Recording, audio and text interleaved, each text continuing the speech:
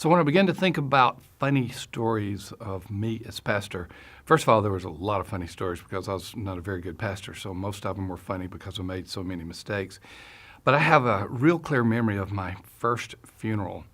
And I was new in the community, new at the church, did not know the deceased, and it was time to go to do the funeral. Never done a funeral, had done my father's, but that was a little bit different.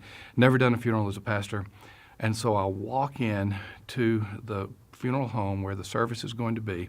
I just got through reading a book. You should always read a book on how to do a funeral right before you go to a funeral.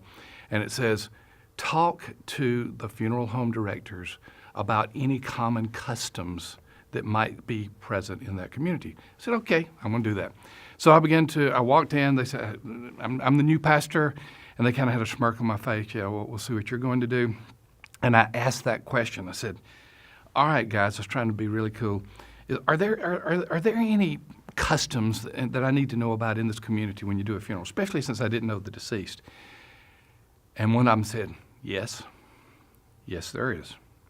Said the most common custom in this community is when you get done with your funeral message, there will be an open casket behind you. You're to turn around and kiss the deceased. I said, really? I said, really. So I did the funeral, family sitting on the front row.